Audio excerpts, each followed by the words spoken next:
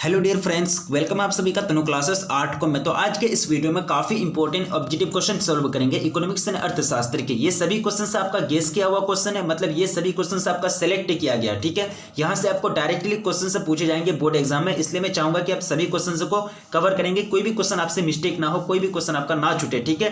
क्यों? क्योंकि ये सभी क्वेश्चन आपका गेस किया गया है और यहाँ से आपको पूछे जाएंगे क्वेश्चन बोर्ड एग्जाम में, इसलिए आपका फर्ज बनता है कि आप सभी क्वेश्चन को कवर करेंगे। तो चलिए स्टार्ट करते हैं। सबसे फर्स्ट क्वेश्चन आपका स्क्रीन पर क्वेश्चन क्या पूछ रहा है कि निवल अप्रत्यक्ष कर को परिभाषित किया जाता है, ठीक है। 2019 और 20 का बोर्ड मॉडल पेपर में भी ये क्वेश्चन आया है। तो निवल अप्रत्यक्ष कर किसको बोलते हैं? निवल का मतलब क्या होता है? शुद्ध, यानी मतलब जो प्योर होता है, यानी नेट। तो निवल अप्रत्यक्ष कर यानी नेट इनडायरेक्ट टैक्स किसको बोलते हैं? यानी शुद्ध उत्पाद क्या होता है? शुद्ध उत्पाद, उसके बाद शुद्ध आयात और निर्यात में जो अप्रत्यक्ष कर लगता है उसी को क्या बोलते हैं? अप्रत्यक्ष, यानी निवल अप्रत्यक्ष कर कहते हैं। उसको क्या बोलते हैं? निवल अप्रत्यक्ष कर। तो इसका जो फॉर्मूला होता है वो होता है अप्रत्यक्ष कर माइनस मूल्य ह्रास, यानी ऑप्शन बी आपका राइट आंसर हो जाएगा फर्स्ट नंबर क्वेश्चन का, ठीक है। कि निवल निवेश की परिभाषा क्या है? यानी शुद्ध निवेश, यानी नेट का मतलब क्या होता है? निवल यानी शुद्ध, ठीक है। निवल बोले या फिर शुद्ध बोले, तो निवल निवेश की जो परिभाषा होती है वो क्या होती है? तो आपको परिभाषा यहाँ दिया गया है, पूंजीगत वस्तुओं के स्टॉक में वृद्धि, यानी पूंजीगत वस्तुओं के स्टॉक में वृद्धि क्या कहलाएगा? निवल निवेश कहलाएगा, ठीक है। यानी ऑप्शन बी आपका करेक्ट आंसर हो जाएगा सेकंड नंबर क्वेश्चन का। अब देखिए क्वेश्चन नंबर थर्ड, क्वेश्चन क्या पूछ रहा है कि विदेशी विनिमय दर का निर्धारण होता है, यानी विदेशी विनिमय दर जो होते हैं, यानी एक्सचेंज जो रेट होता है, यानी विनिमय का आपको मतलब पढ़ाया गया है एक्जिम, ठीक है, एक्सपोर्ट और इंपोर्ट, ठीक है। तो विनिमय का जो दर होता है ये जो फिक्स होता है किसके द्वारा? तो ये जो फिक्स होता है विदेशी विनिमय बाजार में मांग तथा पूर्ति के द्वारा, ठीक है। यानी विदेश में जब विदेश के बाजार में जब ज्यादा मतलब मांग होगा तो विदेशी विनिमय ज्यादा होगा, ज्यादा मतलब यहाँ से इंपोर्ट किया जाएगा, सॉरी यहाँ से एक्सपोर्ट किया जाएगा, ज्यादा माल यहाँ से भेजा जाएगा, निर्यात किया जाएगा, और उनकी पूर्ति अगर ज्यादा होगी, अगर उनकी पूर्ति अगर ज्यादा पूर्ति में अगर कमी होगी तो ज्यादा यहाँ से एक्सपोर्ट किया जाएगा। तो इसी पर डिपेंड करता है, यानी विदेशी विनिमय बाजार में मांग तथा पूर्ति द्वारा क्या फिक्स होता है, क्या निर्धारण होता है? विदेशी विनिमय दर निर्धारण होता है, ठीक है। तो ऑप्शन सी आपका करेक्ट हो जाएगा थर्ड नंबर क्वेश्चन का। अब देखिए क्वेश्चन नंबर फोर्थ में पूछा गया कि विदेशी विनिमय बाजार के रूप में, विदेशी विनिमय बाजार के रूप में हाजिर या चालू बाजार या फिर वायदा बाजार या फिर ए और बी दोनों या फिर इनमें से कोई नहीं। देखिए यहाँ जो करेक्ट आंसर हो जाएंगे वो हो जाएंगे ए और बी दोनों, यानी हाजिर या चालू बाजार। चालू बाजार का मतलब समझते हैं ना, जिसमें मतलब एक तरह से कोई चीज फिक्स नहीं होता है, वायदा बाजार, यानी दोनों आपका राइट आंसर हो जाएगा, ऑप्शन सी आपका करेक्ट आंसर हो जाएगा फोर्थ नंबर क्वेश्चन का, ठीक है। अब देखिए क्वेश्चन नंबर 5 काफी सिंपल क्वेश्चन है, ये सभी क्वेश्चन को याद रखने का प्रयास कीजिएगा, यहाँ से आपको डायरेक्टली क्वेश्चन बोर्ड एग्जाम में सेम टू सेम देखने के लिए मिलेंगे, ठीक है। देखिए क्वेश्चन कह रहा है कि विदेशी विनिमय दर निर्धारण होता है, क्या कह रहा है कि विदेशी विनिमय दर निर्धारण होता है किससे? मोल तोल द्वारा या फिर सरकार द्वारा या फिर मांग एवं पूर्ति द्वारा या फिर विश्व बैंक के द्वारा। तो ये जो निर्धारण होता है मांग और पूर्ति के द्वारा, किसके द्वारा? मांग और पूर्ति, यानी डिमांड एंड सप्लाई के द्वारा क्या फिक्स होता है? विदेशी विनिमय दर फिक्स होता है। ऑप्शन सी आपका करेक्ट आंसर हो जाएगा पांचवा नंबर क्वेश्चन का, ठीक है। अब देखिए क्वेश्चन नंबर 6 में पूछा गया कि किसके अनुसार विनिमय दर एक देश की इकाई मुद्रा के बदले दूसरे देश की मुद्रा की मिलने वाली इकाइयों की माप है, ठीक है। ये एक अर्थशास्त्री ने ये बात कही थी, तो ये कहती क्राउथर, यानी क्राउथर के अनुसार विनिमय दर एक देश की इकाई मुद्रा के बदले दूसरे देश की मुद्रा की मिलने की वाली इकाइयों की माप है, ठीक है। ये किसने कहा था? क्राउथर ने कहा था। ऑप्शन ए आपका करेक्ट आंसर हो जाएंगे 6 नंबर क्वेश्चन का, ठीक है। देखिए क्वेश्चन नंबर 7 में पूछा गया कि विनिमय दर के निम्नलिखित में कौन से रूप हैं? विनिमय दर के कौन से रूप हैं वो आपको पूछा गया। तो यहाँ जो विनिमय दर के रूप होते हैं स्थिर विनिमय दर और लोचशीलपूर्ण विनिमय दर, लोचपूर्ण विनिमय दर, ये दोनों रूप होते हैं, ठीक है, स्थिर और लोचपूर्ण, ठीक है। तो ऑप्शन आपका सी करेक्ट हो जाएगा, ए और बी दोनों, ए एंड बी बोथ, यानी ऑप्शन सी करेक्ट आंसर हो जाएगा, ठीक है। अब देखिए क्वेश्चन नंबर कितना हो जाएगा 8। क्वेश्चन क्या पूछ रहा है कि स्थिर विनिमय दर के निम्नलिखित में कौन से रूप है, ठीक है। विनिमय दर स्वर्णमान या फिर प्रणाली या फिर ब्रिटेन विनिमय दर की ब्रूटन विड्स प्रणाली, ए और बी दोनों या फिर इनमें से कोई। देखिए इसका जो करेक्ट आंसर हो जाएगा वो हो जाएगा विनिमय दर की स्वर्णमान प्रणाली और विनिमय दर की ब्रूटन विड्स प्रणाली, ये दोनों आपका राइट आंसर हो जाएगा, ऑप्शन सी क्या हो जाएगा? करेक्ट आंसर हो जाएगा। देखिए क्वेश्चन नंबर 9 में पूछा गया कि स्थिर विनिमय दर के निम्नलिखित में कौन से गुण हैं? स्थिर विनिमय दर के जो गुण होते हैं, जो प्रॉपर्टी होते हैं, तो वो होते हैं अंतरराष्ट्रीय बाजार में वृद्धि, ये भी सही है, और विदेशी पूंजी को प्रोत्साहन ये भी काम करती है। स्थिर विनिमय दर पूंजी निर्माण में वृद्धि ये भी करती है, ठीक है। तो आपका ऑप्शन क्या हो जाएगा, डी राइट आंसर हो जाएगा इनमें से सभी। यानी विनिमय दर की जो गुण है, जो विशेषता है, ये तीनों हो जाएंगे, अंतरराष्ट्रीय व्यापार में वृद्धि, विदेशी पूंजी को प्रोत्साहन और पूंजी निर्माण में वृद्धि, ठीक है। तो ऑप्शन डी आपका करेक्ट आंसर हो जाएगा। देखिए क्वेश्चन नंबर 10 में पूछा गया कि स्थिर विनिमय दर की निम्नलिखित में कौन से दोष हैं। स्थिर विनिमय दर की निम्नलिखित में से कौन से दोष हैं, क्या मतलब उसमें डिफेक्ट पाई जाती है। राष्ट्र हितों की अवहेलना, ये भी एक प्रकार का मतलब डिफेक्ट पाया जाता है, दोष पाया जाता है स्थिर विनिमय दर में। पूंजी की सीमित प्रवाह, उसके बाद विनिमय दरों में आकस्मिक उच्च वाचन, ठीक है। तो ऑप्शन डी आपका करेक्ट आंसर हो जाएगा 10th नंबर क्वेश्चन का, इनमें से सभी, ठीक है। अब देखिए क्वेश्चन नंबर 11, क्वेश्चन क्या कह रहा है कि विनिमय दरों में परिवर्तन के कारण कौन है, ठीक है। विनिमय दरों में जो परिवर्तन होते हैं उसके क्या कारण है, क्या काउज है, ठीक है। प्रतिभूतियों का क्रय विक्रय, सट्टेबाजी की क्रिया, राजनीतिक दशा, तीनों फैक्टर जो है काफी महंगे रोल निभाते हैं, यानी ज्यादा मतलब रोल निभाते हैं, किरदार निभाते हैं विदेशी विनिमय दर में परिवर्तन लाने का, ठीक है। तो ऑप्शन आपका डी करेक्ट आंसर हो जाएगा इनमें से सभी, ऑल ऑफ दिस। अब देखिए क्वेश्चन नंबर 12 है, अमेरिका डॉलर का अवमूल्यन कब हुआ था।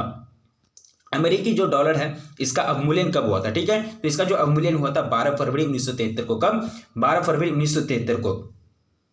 क्वेश्चन क्या करा कि तैरती विनिमय दर की व्यवस्था जो किसके अधीन है, क्या है कि तैरती विनिमय दर की व्यवस्था किसके अधीन आरंभ हुआ, ठीक है। किसके अधीन मतलब आरंभ हुआ, तो अंतरराष्ट्रीय मुद्रा कोष, यानी इसी के अधीन तैरती विनिमय दर की व्यवस्था मतलब आरंभ हुआ। तैरती विनिमय दर का मतलब ये हुआ कि मुद्रा अब एक जगह से दूसरे जगह जाता है, यानी एक देश का मुद्रा दूसरे देश में चलता है एक्सचेंज के माध्यम से, ठीक है। यानी ऑप्शन ए आपका करेक्ट आंसर हो जाएंगे।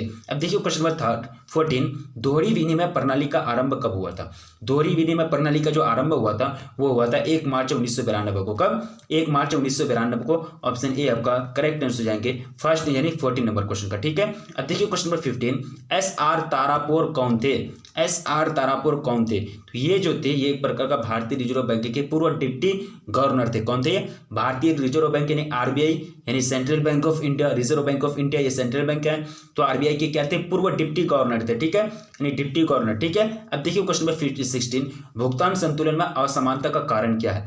भुगतान संतुलन में जो असमानता होती है, उसमें जो डिसबैलेंस पाए जाते हैं, तो उसमें क्या कारण है। तो यहाँ जो कारण हो जाएंगे, प्राकृतिक कारण भी होते हैं, आर्थिक कारण तो होते ही है, राजनीतिक कारण तो होते ही है, ठीक है। तो ऑल ऑफ दिस, यानी इनमें से सभी तीनों कारण है भुगतान संतुलन में असमानता का, ठीक है। अब देखिए क्वेश्चन नंबर 17, क्वेश्चन कह रहा है कि व्यापार संतुलन का अर्थ क्या होता है। व्यापार संतुलन यानी जो ट्रेड बैलेंस में आता है, इसका क्या मतलब होता है। तो व्यापार संतुलन वस्तुओं के निर्यात आयात, यानी आयात और निर्यात में संतुलन, ठीक है। यानी ऑप्शन आपका बी करेक्ट आंसर हो जाएगा 17 नंबर क्वेश्चन का। अब देखिए क्वेश्चन नंबर 18, व्यापार क्षेत्र में कौन सी मदद शामिल है, सम्मिलित है, अदृश्य मदद या फिर पूंजी अंतरण, दृश्य मदद या फिर इनमें से सभी। तो इसमें जो मदद शामिल है ये हो जाएंगे दृश्य मदद। व्यापार संतुलन में व्यापार क्षेत्र में कौन सी मदद, दृश्य मदद, यानी विजिबल आइटम जिसको बोलते हैं, यही इंक्लूड होते हैं, यही शामिल होते हैं, सम्मिलित होते हैं। ऑप्शन सी आपका करेक्ट आंसर हो जाएगा। देखिए क्वेश्चन नंबर 19, क्वेश्चन क्या पूछ रहा है कि ऐसे व्यय जो सरकार के लिए किसी परिसंपत्ति का सृजन नहीं करती है वह क्या है, ठीक है, ऐसे व्यय। तो यहाँ जो हो जाएंगे वो ये राजस्व व्यय, ये सरकार के लिए कोई भी परिसंपत्ति का सृजन नहीं करती है। ऑप्शन ए आपका करेक्ट आंसर हो जाएंगे 19 नंबर क्वेश्चन का, ठीक है। अब देखिए क्वेश्चन नंबर 20, क्वेश्चन क्या पूछ रहा है कि निम्न में से कौन राजकोष से घाटे से होने वाला खतरा है, यानी एक तरह से मतलब प्रॉब्लम है, खतरा है, ठीक है। तो ये हो जाएंगे स्फीतिकारी दबाव, ये जो है राजकोष से घाटे से होने वाला एक खतरा है। ऑप्शन बी आपका करेक्ट आंसर हो जाएगा 20 नंबर क्वेश्चन का, ठीक है। अब देखिए क्वेश्चन नंबर 21, क्वेश्चन आपका स्क्रीन पर क्या पूछ रहा है कि निम्न में से कौन सरकार द्वारा उधार लेने के कारणों की ओर ध्यान आकर्षित करता है, ठीक है। उधार लेने के कारणों की ध्यान मतलब उधार लेने के जो कारण है उसकी ओर ध्यान आकर्षित करता है, मतलब उसको अट्रैक्ट करता है कि मतलब उधार लेने की जो नौबत आई क्यों आए, ठीक है। तो इसका जो करेक्ट आंसर हो जाएगा वो हो जाएगा राजस्व घाटा। यानी राजस्व घाटा में क्या होता है कि जब बजट घाटे में होती है तो उसमें सरकार का ध्यान जाता है कि उधार लेने के क्या क्या कारण थे, उसी की ओर मतलब उसका ध्यान चले जाता है, ठीक है। यानी जब बजट घाटे में होता है तो सरकार के पास इतना रुपया नहीं होता, ठीक है। तो ऑप्शन सी आपका करेक्ट आंसर हो जाएगा 21 नंबर क्वेश्चन का। अब देखिए क्वेश्चन नंबर 22, निम्न में से कौन प्राथमिक घाटे की सही माप है, यानी एक्यूरेट जो वैल्यू है वो आपको फॉर्मूला पूछा गया है। तो यहाँ जो सही माप है राजकोषीय घटा देंगे, उसमें ब्याज भुगतान यानी राजकोषीय घाटा माइनस ब्याज का भुगतान, ये हो जाएंगे आपका प्राथमिक घाटे का सही माप यानी एक्यूरेट वैल्यू, ठीक है। तो ऑप्शन सी आपका करेक्ट आंसर हो जाएंगे। देखिए आपका फॉर्मूला है, ये सभी क्वेश्चंस को याद रखेंगे। वीडियो को अभी तक जो लाइक नहीं किए तो प्लीज वीडियो को लाइक कर देंगे, क्योंकि आपके लिए यही मेहनत की जाती है, ठीक है। अब देखिए क्वेश्चन नंबर 23, क्वेश्चन क्या पूछ रहा है कि बजट निम्न में से कौन से शब्द है। बजट जो है कौन सा शब्द है, लैटिन है, जर्मन है, फ्रेंच है या फिर इनमें से कोई नहीं। तो बजट जो शब्द है ये आपका फ्रेंच शब्द है। कौन सा शब्द? फ्रेंच शब्द है। ऑप्शन सी आपका करेक्ट आंसर हो जाएंगे। देखिए क्वेश्चन 24 क्या कह रहा है कि निम्न में से कौन, निम्न से भुगतान शेष की परिभाषा किसने दी? भुगतान शेष की जो परिभाषा दी थी किसने दी थी?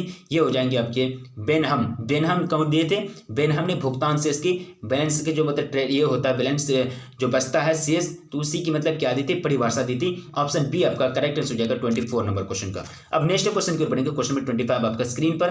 क्वेश्चन क्या पूछ रहा है कि खाते पूंजी खाते के अंतर्गत निम्नलिखित में से किसे शामिल किया जाता है, किसे सम्मिलित किया जाता है? ठीक है, तो यहाँ जो सम्मिलित किया जाते हैं बी और सी में जो दिया है आपका निजी सौदे और विदेशी प्रत्यक्ष विनियोग, ये दोनों चीज को सम्मिलित किया जाता है, इंक्लूड किया जाता है। ऑप्शन आपका डी करेक्ट हो जाएगा 25 नंबर क्वेश्चन का। अब देखिए क्वेश्चन में 26 क्वेश्चन क्या पूछ रहा है कि व्यापार संतुलन का जो मतलब होता है वो क्या होता है? व्यापार संतुलन क्या मतलब होता है? आयात और निर्यात, यानी वस्तुओं के आयात एवं निर्यात से इसका मतलब होता है व्यापार संतुलन का अर्थ होता है। ठीक है, यानी ऑप्शन आपका बी करेक्ट हो जाएंगे। ठीक है, व्यापार संतुलन कब निकाला जाता है? जब अगर आयात अगर ज्यादा होता है, निर्यात कम होता है, तो व्यापार संतुलन ये खतरे की मतलब निगेटिव होता है। ठीक है, यानी ऋणात्मक व्यापार संतुलन। अगर निर्यात ज्यादा होगा, आयात कम होगा, तो धनात्मक व्यापार संतुलन। ये दोनों बराबर होगा तो तब मतलब बैलेंस हो जाएगा, यानी व्यापार संतुलन हो जाएगा। ठीक है, ये मतलब फॉर्मूला आपको पढ़ाया गया। ठीक है, अब देखिए क्वेश्चन नंबर 27 भुगतान शेष का घटक है, यानी भुगतान शेष का घटक है चालू खाता या फिर पूंजी खाता, ए और सी दोनों या फिर इनमें से कोई। ठीक है, तो यहाँ आपको करेक्ट आंसर चूज करना। तो भुगतान शेष का जो घटक है ये चालू खाता भी है और पूंजी खाता भी। ठीक है, चालू खाता और पूंजी खाता, ए और बी दोनों। ऑप्शन सी आपका करेक्ट आंसर जाएंगे 27 नंबर क्वेश्चन का। चालू खाते की निम्नलिखित में से कौन सी मदें हैं? ठीक है, दृश्य मदों का आयात या फिर पर्यटकों का खर्च या फिर दृश्य मदों का निर्यात या फिर इनमें से सभी। तो चालू खाते की आपको मद यानी आइटम से क्या क्या इसमें इंक्लूड होते हैं, तो ये तीनों होते हैं, दृश्य मदों का आयात, पर्यटकों का खर्च, दृश्य मदों का निर्यात, यानी ऑल ऑफ दिस आपका राइट आंसर हो जाएंगे इनमें से सभी। ठीक है, अब नेक्स्ट क्वेश्चन आपका स्क्रीन पर क्वेश्चन नंबर 30। क्वेश्चन क्या पूछ रहा है कि भुगतान संतुलन की निम्नलिखित में विशेषताएं हैं, यानी भुगतान संतुलन जो होता है इसकी क्या क्या खूबी है, क्या क्या विशेषता। ठीक है, निश्चित समय अवधि,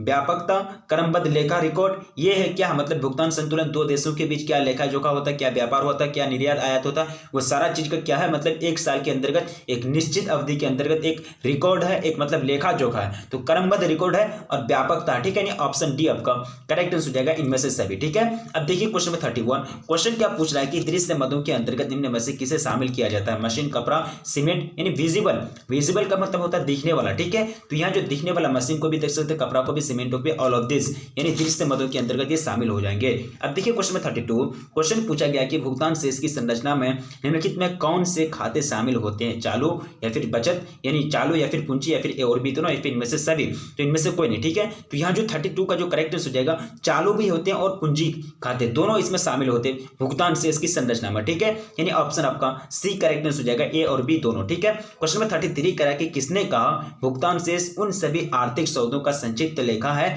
जो एक देश के निवासियों तथा शेष संसार के बीच एक निश्चित समय में किया जाता है? बेनहम, जेम्स इंग्राम या फिर डाल्टन या फिर इनमें से कोई नहीं। तो इसका जो करेक्ट आंसर हो जाएगा वो हो जाएगा आपका जेम्स इंग्राहम। जेम्स इंग्राहम ने यह बात कही थी। ठीक है, क्वेश्चन में 34 विदेशी विनिमय की पूर्ति प्रमुख स्रोत कौन से हैं? यानी विदेशी विनिमय की जो पूर्ति होती है इसकी जो मेन सोर्स है क्या है? ठीक है, तो इसके मेन सोर्स हो जाएंगे विदेशों को वस्तुओं व सेवाओं का निर्यात, यानी विदेश में जो वस्तु और सेवाओं का निर्यात किया जाता है, भेजा जो जाता है। गृह देश में विदेशियों द्वारा निवेश, गृह देश में विदेशियों द्वारा निवेश, शेष संसार में भेंट उपहार प्राप्त करना। तो यानी ये क्या है? विदेशी विनिमय की पूर्ति के प्रमुख स्रोत हैं, यानी ऑप्शन डी आपका करेक्ट सुन जाएगा, ऑल ऑफ दिस इनमें से सभी। ठीक है, क्वेश्चन नंबर 35 में कहा गया है कि विदेशी मुद्रा बाजार विदेशी मुद्रा बाजार के निम्नलिखित में से कौन से कार्य हैं, क्या क्या इनके फंक्शन है? ठीक है, तो इनके जो कार्य होते हैं ना, हस्तांतरण का, ट्रांसफर भी किए जाते हैं विदेशी मुद्रा को। ठीक है, साख या ऋण संबंधी कार्य भी होते हैं, जोखिम से बचाव संबंधी कार्य भी होते हैं। ऑल ऑफ दिस आपका राइट आंसर हो जाएगा 35 नंबर क्वेश्चन का। क्वेश्चन नंबर 36 में पूछा गया कि विनिमय दरों को प्रभावित करने वाले जो तत्व हैं, जो फैक्टर है वो कौन से? ठीक है, विनिमय दर एक्सचेंज यानी एक्सचेंज को जो प्रभावित करता है, तो व्यापार परिवर्तन भी, पूंजी प्रवाह भी, बैंक दर भी, तीनों के तीनों जो होते हैं ये तीनों अहम रोल निभाते हैं। मतलब इसका मेन मतलब रोल होता है किसमें? विनिमय दरों को मतलब फिक्स करने में। क्या होगा विनिमय दर, नहीं होगा, इसका डायरेक्शन कैसा होगा, ये तीनों के मतलब इससे मतलब ये तीनों के माध्यम से ये फिक्स होता है, यानी ये मतलब प्रभावित करता है। ठीक है, ऑप्शन आपका डी करेक्ट आंसर हो जाएगा। क्या? ऑप्शन डी करेक्ट आंसर हो जाएगा। जाएगा। देखिए क्वेश्चन नंबर 37, ब्रेटन वुड्स प्रणाली के समय अधिकांश देशों में क्या था, ठीक है, कौन सा सिस्टम चलता था उस टाइम, ठीक है, ये आपको पूछा गया। तो अधिकांश देशों में स्थिर विनिमय दर था, क्या था, स्थिर विनिमय दर था, ठीक है। अब देखिए क्वेश्चन नंबर कितना हो जाएगा 38, पूंजी खाते का लेन देन किस रूप में होता है। तो पूंजी खाते का जो लेन देन होता है वो प्रवाह के रूप में होता है, किसके रूप में, प्रवाह के रूप में होता है। ऑप्शन ए आपका करेक्ट आंसर हो जाएंगे 38 नंबर क्वेश्चन का। 39 नंबर क्वेश्चन में कहा गया है कि भुगतान संतुलन में असंतुलन का निम्न में से कौन से आर्थिक कारण है। तो यहाँ जो आर्थिक कारण हो जाएंगे नन ऑफ दिस, यानी आपका कोई आर्थिक कारण नहीं दिया गया है। 40 नंबर क्वेश्चन करा है कि भुगतान संतुलन के दृश्य मदों के अंतर्गत किसे सम्मिलित किया जाता है, मशीन को भी, कपड़ा को भी, सीमेंटो को भी, ऑल ऑफ दिस। यहाँ आपका इनमें से कोई नहीं है तो इनमें से सभी हो जाएंगे, यानी ऑल ऑफ दिस आपका राइट आंसर हो जाएगा 40 नंबर क्वेश्चन का, ठीक है। तो जितने भी क्वेश्चन से कवर किए ये सभी क्वेश्चन से काफी इंपॉर्टेंट क्वेश्चन है, यहाँ से आपको डायरेक्टली क्वेश्चन से बोर्ड एग्जाम में पूछे जाएंगे, इसलिए आप किसी भी हाल में सभी क्वेश्चन को याद रखने का प्रयास करेंगे, ठीक है। तो फाइनल एग्जाम आपका होना है, ठीक है। आप लोग अच्छी तरह से तैयारी कीजिए। लास्ट में आपसे विनती की जाती है कि वीडियो को लाइक नहीं किए तो प्लीज वीडियो को लाइक कर दीजिए और अपने दोस्तों में एक बार जम करके शेयर कर दीजिए, ठीक है। चैनल पर पहली बार विजिट करें तो प्लीज चैनल को भी सब्सक्राइब कर लीजिए, क्योंकि पूरी तरह से आपको तैयारी कराई जाती है। मिलेंगे नेक्स्ट वीडियो में, तब तक के लिए जय हिंद।